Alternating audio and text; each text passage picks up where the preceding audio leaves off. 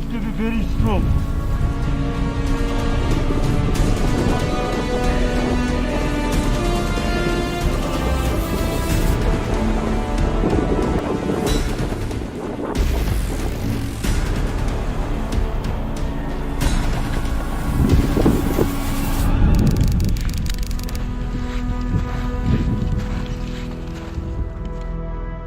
My name is Nimal Purza, known as Nimstai.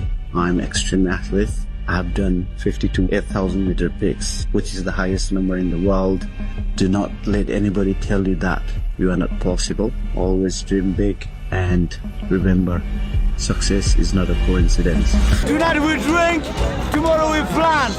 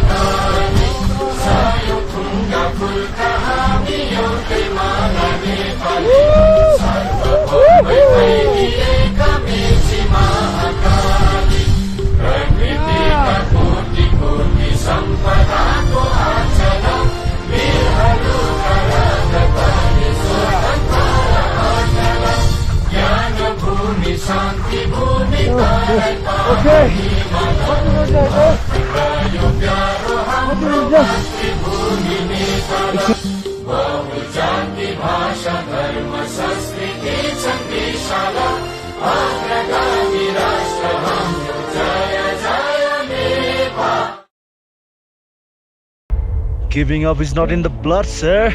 It's not in the blood.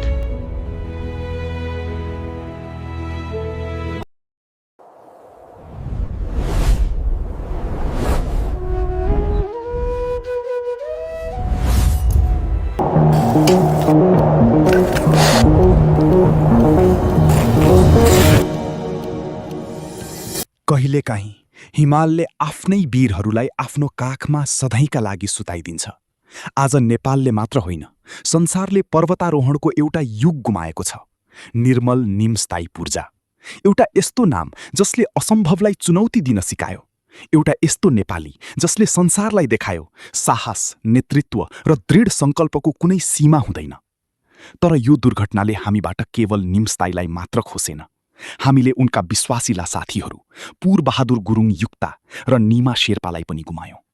3 जना फरक नाम, तर एउटै सपना, हिमालसँग प्रेम गर्ने, अरूको सपना पूरा गराउन आफ्नो जीवन समर्पित गर्ने साँचो वीरहरू।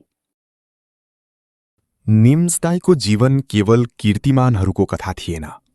उहाँको सबैभन्दा ठूलो उपलब्धि थियो लाखौं मानिसलाई आफ्नो क्षमतामा विश्वास गर्न सिकाउनु।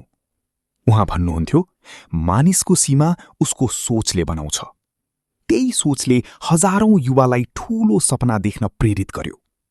त्यस्तै पूर्वबहादुर गुरुङ युक्ता र निमा शेर्पा पनि हिमालका मौन नायक थिए।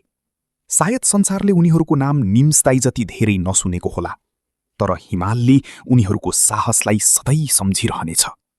शिखरमा पुग्ने हरेक सफल यात्राको पछाडि यस्तै निस्वार्थ मानिसहरूको पसिना, अनुभव र समर्पण लुकेको हुन्छ।